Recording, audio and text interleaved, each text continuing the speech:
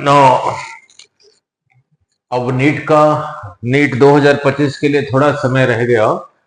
तो जैसे कल कहा था एक वीडियो में, आधा आधा घंटे का वीडियो में एक एक चैप्टर पूरा ब्रीफ कर दूंगा और काफी सारे इंपॉर्टेंट न्यूमेरिकल भी डिस्कस कर दूंगा। ठीक है, चलो फिर टाइम वेस्ट ना करके चलता हूँ ग्रेविटेशन में। नहीं, नाउ नीट 2025 के लिए, ठीक है, नहीं, स्पेशली फॉर नीट 2025 4 मार्क्स तो डेफिनेटली होगा ही होगा ग्रेविटेशन से। नहीं, नाउ थ्योरी तो डिराइव नहीं कर पाऊंगा आधा घंटे में, ऐसे कर दूंगा अगर थ्योरी डिराइव करना हो, लेकिन काफी न्यूमेरिकल डिस्कस करना है। ठीक है, कुछ न्यूमेरिकल्स आपके लिए लिख के लाया हूं। नाउ कुछ न्यूमेरिकल्स दिखता है। ठीक है, चलो कोई बात। कुछ न्यूमेरिकल्स आपके लिए लिख के लाया हूं और सारी डिस्कस कर दूंगा। और ये ग्रेविटेशन में ये सारी फॉर्मूलाज आपने किया होगा। ठीक है, तो यहां से क्वेश्चन पढ़ूंगा। क्वेश्चन अगर लिखो तो आधा घंटे में बहुत सारे नहीं हो पाएगा। क्वेश्चन को धीरे धीरे पढ़ूंगा और उसके साथ कौन सा फॉर्मूला लगेगा, उसके साथ और न्यूमेरिकल कैसे बोल पाओगे वो कर दूंगा। मोस्टली आप देखोगे जो ये लिखा है दिस दिस दिस दिस, इन्हीं के ऊपर ही ज्यादा होता है। नहीं, सो चल शुरू करता हूं। पहला क्वेश्चन, नहीं, अगर ये वाला शायद नीचे नहीं दिख रहा है, लास्ट वन, और ये वाला उसको ऊपर में लिख दूंगा। नहीं, क्वेश्चन को धीरे धीरे पढ़ रहा हूँ, कोशिश करता हूँ कि आधा घंटे में 40 एमसीक्यूज आपको समझा दूं। और इसी चीज को मैं फेसबुक में अपलोड कर दूंगा। क्वेश्चन वहां से देखना चाहते हो तो देख सकते हो, फिर भी धीरे धीरे बोल रहा हूं। A satellite of Earth is revolving in a circular orbit. यही रहा अर्थ, बढ़िया सा पेन ले लो। यही रहा अर्थ, मास m। नो, क्वेश्चन पढ़ रहा हूं। A satellite of Earth is revolving in a circular orbit with uniform speed v. यही रहा अर्थ, मास m, रेडियस r। एक सैटेलाइट सर्कुलर ऑर्बिट में जा रहा है with uniform speed v। Velocity क्यों नहीं कहा, यहाँ पे वेलोसिटी इधर को है, यहाँ पे इधर को है, डायरेक्शन चेंज हो रहा है with uniform speed v। If the gravitational force suddenly disappears, the satellite will। इसी का मास था m, इसी का मास m, ग्रेविटेशनल फोर्स इधर को था, कितना था, F is equal to G, इसी का मास और इसी का मास G mm बाई ये r, ये हाइट को h कहता हूं, r प्लस h का स्क्वायर, यही था सेंटर की तरफ। अगर ये वेनिस हो गया, द सैटेलाइट विल, लिखा है क्या होगा। चार चॉइस को पढ़ने के करने क्या करना है, जो आंसर है वही बोल देता हूं। जब ऐसे ही घूम रहा था, फोर्स इधर को था, वेलोसिटी इधर को था, इनर्शिया ऑफ मोशन इधर को ही था। If the force vanishes, inertia of motion की वजह से it will move tangentially like this. So the choice is move with a velocity v tangential to the original orbit. Original orbit को tangential की move करेगा। ठीक है, now अब चलता हूं एक next question. The weight of a body at the centre of earth पूछा है। सेकंड क्वेश्चन पूछा है, अर्थ, यही रहा अर्थ, मास m, यह सेंटर में वेट क्या होगा। अब इसके लिए किसको लगाना पड़ेगा, अब इसी के लिए 5 को लगाना पड़ेगा। 5 भी समझा देता हूं, कुछ एक्स्ट्रा भी बोल देता हूं ना। लिख, ये जब डेरिवेशन किया होगा, अपने टीचर ने आपको कहा होगा, यही रहा अर्थ, यहां से यहां तक रहा r, यहां से इतना नीचे आ गए d, इसी जगह पे g आया था, जिसको यहां लिखा हूं, g at a depth d is equal to g times 1 minus d by r। उसने पूछा है the weight of a body at the centre of earth, body का वेट यहाँ पे क्या होगा। इस जगह के लिए d इतना, इस जगह के लिए d इतना, इस जगह के लिए d इतना, इस जगह के लिए d is equal to r। तो सेंटर के लिए d is equal to r, तो यहाँ d की जगह लिखो r, r by r 1, 1 minus 1 0, 0 to this thing 0। So g at the center,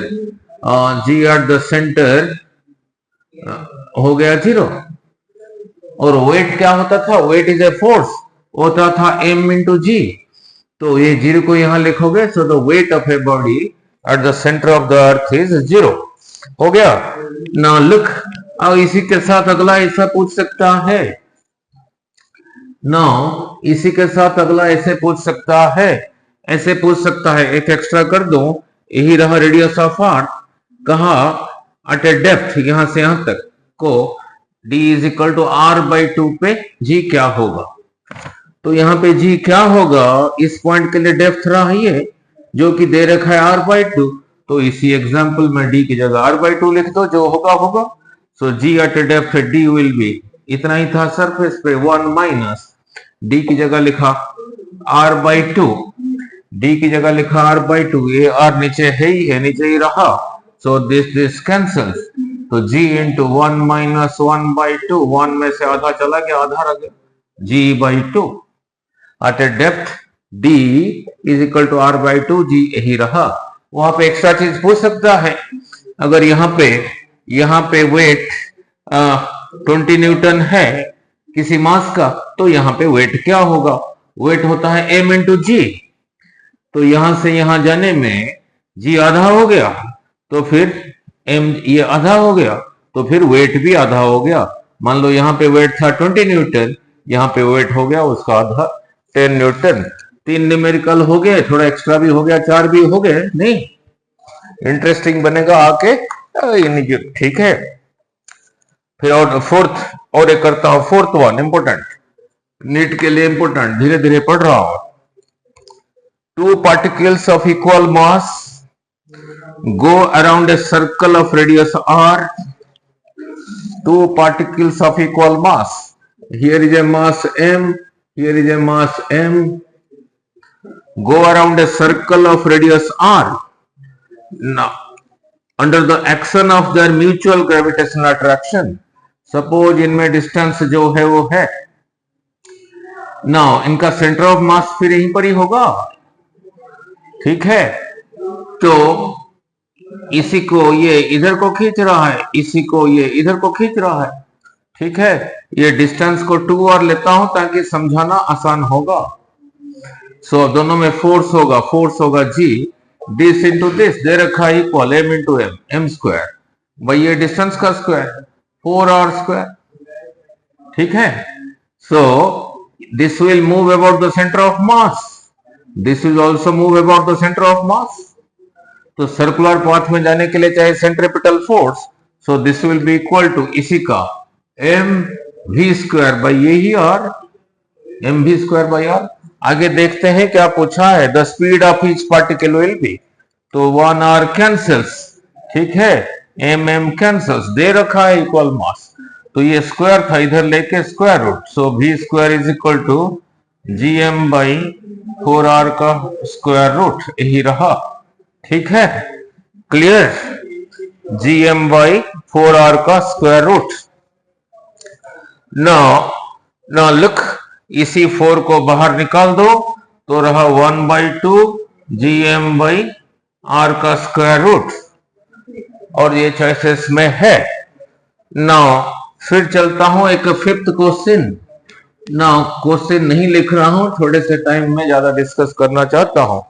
next question दे रखा है 5, gravitational mass is proportional to, चलो इतना इंपॉर्टेंट नहीं है, आगे चलता हूं। मास नाउ फिर नंबर 6 में पूछा एक question, A mass m is divided into 2 parts, 2 parts में डिवाइड किया, कैसे ना, एक रहा xm, दूसरा रहा 1 माइनस xm, देखो कैसे घुमा के पूछा है, एंड इन दोनों को, इसी को 2 पार्ट्स किया, this and this, means in दोनों का सम यही है। फॉर ए गिवन सेपरेशन, इसी को यहीं पे रखा और इसी को 1 माइनस x इंटू m को यहीं पे रखा, इसको यहीं पे रखा, यही रहा गिवन सेपरेशन।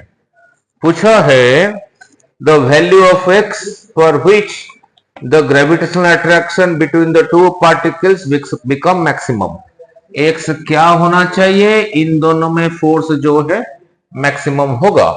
ना लिख, ये अब यही लगेगा ना लिख, मान लो आपके पास समझा के आता हूं ना, आपके पास 10 केजी है, इसी को दो पार्ट ऐसे कर सकते हो, 1 KG 9 KG, 2 KG 8 KG, 3 KG 7 KG, 4 KG 6 KG, 5 KG 5 KG.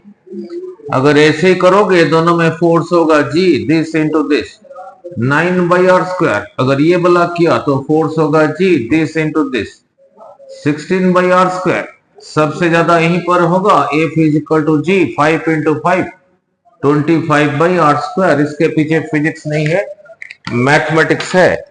तो यहां से क्या सीखा, किसी गिवन मास को दो इक्वल पार्ट, देखो 5-5 करोगे तब फोर्स मैक्सिमम है ना। यहाँ पे कह रखा है, यहाँ पे कह रखा है, गुड क्वेश्चन, यहाँ पे कह रखा है इसी एम को एक पार्ट किया एक्स एम, दूसरा पार्ट किया एक्स एम। अभी सीखा अगर ये दोनों पार्ट सेम हो, इक्वल हो, तभी फोर्स मैक्सिमम होगा।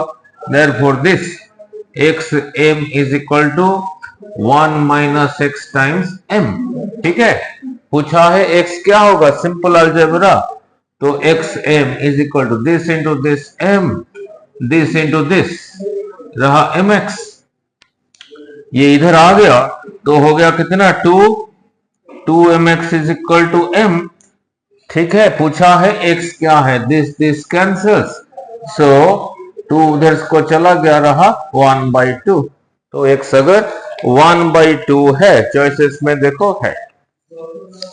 ठीक है, अब थोड़ा आगे चलते हैं, नहीं आगे चलते हैं, देखता हूं वीडियो का लेंथ ज्यादा तो नहीं होगा, सोचता हूँ थोड़े से टाइम में ज्यादा कराने के लिए। अब कितना हुआ है, 12 मिनट हुआ है, 8-10 क्वेश्चन डिस्कस कर चुके हैं। अब चलता हूं 7 क्वेश्चन में। लिखा है 2 स्फीयर्स ऑफ मास एक small m capital M are situated in air and the gravitational force between them is air. दोनों एयर में है, दोनों के बीच में जो ग्रेविटेशनल फोर्स वो F है। The space around the masses is now filled. Now this space is filled with a liquid of specific gravity 3. ये तो यहां पर है ही है, यहां पर है ही है, इनके बीच में जगह में कोई लिक्विड भर दिया जिसका specific gravity means density of the substance by density of water को कहते थे स्पेसिफिक ग्रेविटी, जो कि है दे रखा है 3। कहा कि इनके बीच में एक मीडियम भर दिया जिसका रिलेटिव डेंसिटी 3 है। अब पूछा है, ठीक है, द ग्रेविटेशनल फोर्स अब क्या होगा। अब कुछ करने की लोड़ ही नहीं, अब इसी को देखो, इसी में कोई मीडियम के बारे में कोई कुछ कहा गया है, no medium, independent of medium के ऊपर डिपेंड नहीं करता। ठीक है, जब तक ये जितना है ये उतना है, डिस्टेंस वही है, फोर्स वही है, तो फोर्स भी फिर वही रहा, चॉइसेस में है। ठीक है, क्लियर, 7 क्वेश्चन हो गए। नाउ जहां पे जरूरत पड़ेगी उसी को इसी जगह पे समझा दूंगा। Now weightless, next question, weightlessness experienced while orbiting the earth in spaceship. It's a very good question. Now यही रहा अर्थ, मास m, रेडियस r, इतने हाइट पे यहाँ पे कोई सैटेलाइट घूम रहा है, जैसे इंटरनेशनल स्पेस स्टेशन यहाँ से 400 किलोमीटर के ऊपर घूम रहा है। ठीक है, यहां नहीं कि ये मत कहना कि यहाँ पे g इज 0, g है। ठीक है, पूछा है अगर घूम रहा है, वेटलेसनेस, इसी के अंदर जो बंदे हैं they are feeling weightlessness while orbiting the earth in a spaceship, ये किसकी वजह से है, नहीं reason, free fall towards the earth, it is continuously falling towards the earth, fall हो रहा है, इट इज कंटिन्यूअसली फॉल हो रहा है ना, इसीलिए वेटलेसनेस है, ये नहीं कि वहां पे जी है, वो तो सिर्फ 400 किलोमीटर ही है ना। इससे पहले लॉज ऑफ मोशन में फ्रिक्शन में किया होगा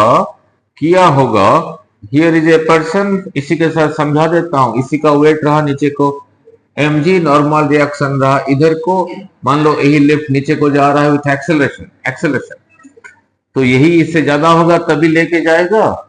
सो mg माइनस n रहा net force, that is mass into acceleration, तो n is equal to mg minus ma। ठीक है, you feel your weight because of this normal reaction. अगर फ्री फॉल हो गया तो ए हो गया g, अब यहां पे ए की जगह g लिखो, mg minus mg 0। So for a freely falling body, so a satellite is continuously freely falling body towards the center of earth, towards the earth. It is a freely falling body, it is continuously falling, इसलिए weightlessness है। Now there is another next question number 9, important, बहुत बारी आया है। अब इसी पे यही लगेगा, ये भी लगेगा और ये भी लगेगा। Now क्वेश्चन पढ़ देता हूं फिर चलता हूं। If the change in the value of g का वैल्यू में जो चेंज है 8 height h above the surface of earth is same as at a depth x below the surface। क्या कह रहा है, यहां से h हाइट जाने में g जितना है, यहां से नीचे x डिस्टेंस जाने में भी g उतना ही है, वो कह रहा है। ठीक है, देन ये x और h आपस में कैसे रिलेटेड है वो पूछा है। गुड क्वेश्चन, पहले भी बहुत बारी आ चुका है। तो मीन्स कह रहा है हाइट पे जो g है डेप्थ में भी वही है, तो जो दे रखा है आप ले लो फिर, g at a height h is equal to g at a depth d। लेकिन क्वेश्चन में ये डेप्थ को उसने d ना लेके x लिखा है, तो जब इसी को यूज करेंगे d की जगह x ही लिखेंगे, वो एंड में लिखेंगे, पहले बाद में क्यों लिखें। g at a height h वहां डिराइव हुआ है, अब g times 1 minus 2h by r, g at a depth d ये लिखा हो g times 1 minus d by r, multiplied cancels, this one cancels, minus cancels, r cancels, so 2h is equal to d। इसका meaning क्या है, very important, meaning क्या है, very important. और d को उसने क्या लिखा, डेप्थ को x ही ले रखा है, तो d की जगह लिख देना x। ठीक है, मीन्स यहां से x नीचे जाओगे, g जितना कम होगा, मान लो x is equal to 1 kilometre गए, यहां से अर्थ के सरफेस से इधर को 1 किलोमीटर गए, जितना कम हुआ ऊपर यहां से कितना जाओगे उतना कम होगा, तो इसी में से h इज इक्वल टू 2 उधर को चला गया, x बाई 2, अगर x 1 है तो x by 2 is equal to half kilometre. Meaning क्या है, नीचे 1 किलोमीटर जाने से जितना कम हुआ, ऊपर सिर्फ आधा किलोमीटर जाने से उतना कम हुआ। नॉर्मली यही क्वेश्चन जो पूछते हो बच्चों को, बच्चे ऐसे आंसर करते हैं। अगर उनको कहो x 1 किलोमीटर है तो h क्या है, फट करके बोल देते हैं 2 किलोमीटर, नहीं हाफ किलोमीटर। ठीक है, तो ये क्लियर हो गया। देन एक और पे चलता हूं, नहीं नाउ अब इसी के साथ करूंगा, ये दिख नहीं रहा, इसको 7 को ऊपर में लिख देता हूं, 7 को लिख देता हूं। 7 को क्या लिखा है, g is equal to 4/3 pi g r rho. ठीक है, यही रहा g का value on the surface of the earth, where m is surface of the earth. यही रहा वैल्यू ऑफ g अर्थ की सरफेस से h हाइट ऊपर। ठीक है, अब इन दोनों को डिवाइड करके क्रॉस मल्टीप्लाई करके बाइनोमियल थ्योरम लगा के ये आता है, ज्यादा एक्यूरेट ये है। यही रहा g एट डेप्थ d, यही रहा g due to rotation of earth. अब क्वेश्चन को पढ़ता हूं जो कि इसी के रिलेटेड है। ये कैसे आया, ये यहीं से आया, वो भी समझा दूंगा। अभी क्वेश्चन को पढ़ता हूं। लिखा है 2 प्लैनेट्स, नाउ लिखा है 2 प्लैनेट्स, क्वेश्चन में लिखा है 2 प्लैनेट है। Here is a planet, here is a planet, have same average density, दोनों का डेंसिटी सेम है, इसको लिखा रो, इस डेंसिटी के लिए सिंबल यूज किया रो, और कह रखा है इसका रेडियस, इस प्लेनेट का रेडियस r1 और इस प्लेनेट का रेडियस r2 कह रखा है। If the acceleration due to gravity on this planets, इस प्लेनेट में एक्सेलरेशन ड्यू टू ग्रेविटी को कहा g1, कह रखा है इस प्लेनेट पे एक्सेलरेशन ड्यू टू ग्रेविटी को कह रखा है g2, और नीचे जो चॉइसेस दे रखा है g और r में रिलेशन का दे रखा है। ना लुक, अब इसको करोगे कैसे, किसको लगाओगे? ना लुक, यही था g on the surface of earth, ठीक है, यही था g on the surface of the earth, gm by r square, यही रहा मास ऑफ अर्थ। अर्थ को फिर मास को स्फेरिकल मानोगे, मास होगा 4/3 पाई r cube, volume into density, ये m की जगह यही लिखा 4/3 पाई g r रो, यही लिखा, ठीक है। तो एक r क्यूब 4/3 पाई g, 4/3 मास की जगह लिखूंगा 4/3 पाई r क्यूब इंटू रो, 4/3 पाई r क्यूब इंटू रो, ये r स्क्वायर कैंसल्स होके g का एक्सप्रेशन बन गया 4/3 pi g r row,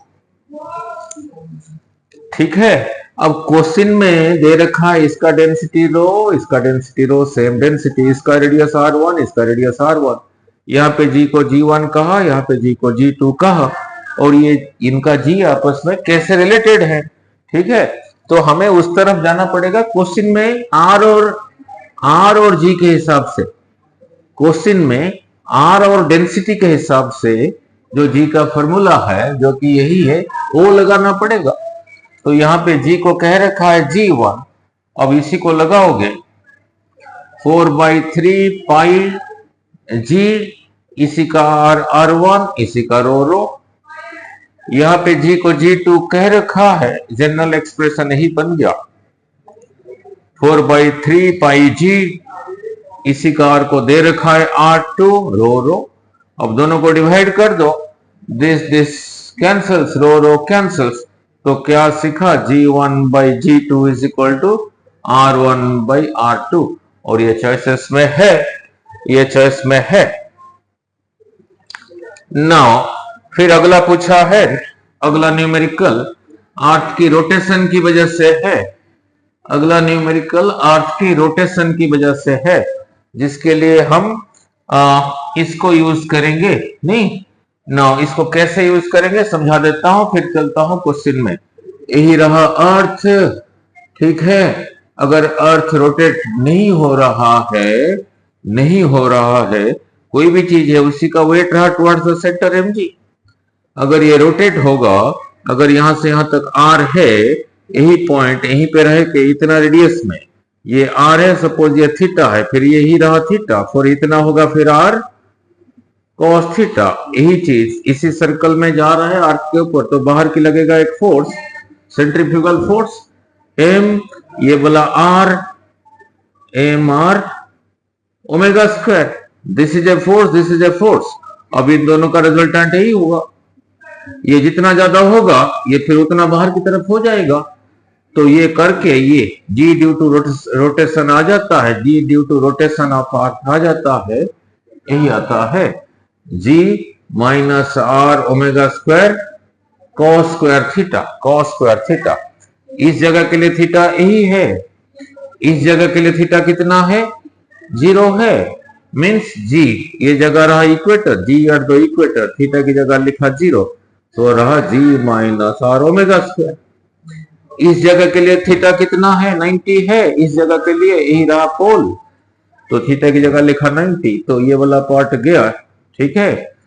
now cos 90 is equal to 1 into this thing this, so g at the pole, इसी को लगा के रहा g। अब यहाँ पे देखो, यहाँ पे ओमेगा नहीं है, यहाँ पे ओमेगा है, तो पोल पे जो g का वैल्यू है वो अर्थ के ओमेगा पे डिपेंड नहीं करता, चाहे ज्यादा फास्ट घूमे कम घूमे, पोल पे g सेम रहा, बट इक्वेटर पे कम हुआ, ये जितना ज्यादा होगा ये उतना ज्यादा होगा, इसी में से ज्यादा निकाल दोगे तो कम हो जाएगा, अब क्वेश्चन पढ़ता हूं। When a body is taken from equator to the pole, equator से जब पोल की तरफ जा रहे हो, देखो इक्वेटर पे ही था और पोल पे यही है और ये इससे ज्यादा है, तो फिर यहां से यहां तक जा रहे हो, जी बढ़ रहा है।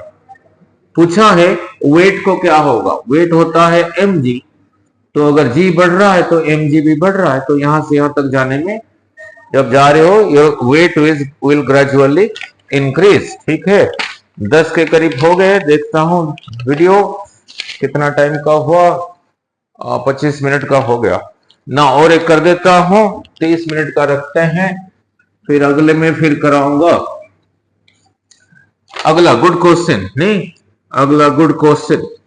ए बॉडी वेज 700 ग्राम, एक बॉडी का जो वेट है लिखा है 700 gram on the surface of earth, earth के सरफेस के ऊपर किसी बॉडी का जिसका मास m है उसका वेट यही रहा, नहीं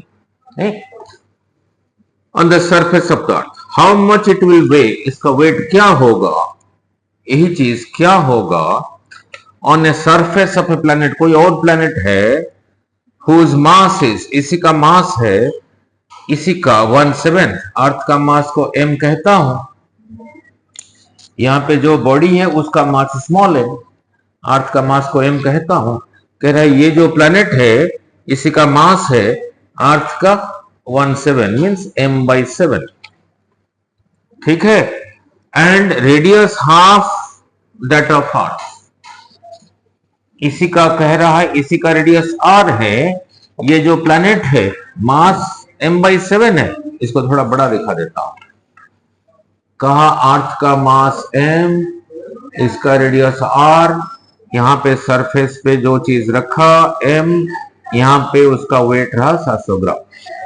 कह रहा है कि और एक प्लैनेट है जिसका मास अर्थ का 1/7 है मींस m/7 है, इसको m लिया तो m/7 है, और कह रहा है इसका रेडियस इसी का आधा है, हाफ, इसी का रेडियस को r लिया था, तो यही चीज जिसका वेट यहाँ पे 700 है यहाँ पे रखोगे क्या होगा, तो मास तो वही रहा। अब यहां से यहाँ का जी को जी कहा, तो यहाँ का जी को क्या कहूंगा, नहीं ना लिख, इसी में m और r के साथ लिखा है तो फिर यही इसी को यूज करना ठीक रहेगा। तो यहाँ पे g होगा g m/r², इतने को g कहा अर्थ पे, यहाँ पे g क्या होगा क्वेश्चन मार्क, ठीक है, क्या होगा g कैपिटल G, ये वाला मास डिवाइडेड बाय r², वो कह रखा है इसका r, इसका आधा है, r/2 का स्क्वायर मीन्स r²/4, तो ये कितना रहा ना gm/7 इंटू ये नीचे ही है, नीचे ही रहेगा, gm/7 इंटू 4/r²। अब ये gm/r² को अलग करके लिखा gm/r², ये रहा 4/7, पहले इतने को g कहता था, अब इसको क्या कहूंगा, इसी की जगह g लिखूंगा 4g/7, तो इसी प्लेनेट में जो g है इसी का कितना है इज इक्वल टू 4g/7, ठीक है। तो पहले यहाँ पे 700 ग्राम था तो यहाँ पे क्या होगा, ठीक है, इसको ऐसे ना लिख के 4/7 इंटू जी कर दो, तो फिर यहां लिख दो 700, 4/7 इंटू 700, सो दिस कैंसल्स, सो रहा 100 इंटू 4, तो फिर होगा 400 ग्राम, ठीक है, और चाहे इतना ग्राम होगा। अब इतना ही रखते हैं, अगले वीडियो में और भी इस चीज से डिस्कस कर दूंगा, ठीक है।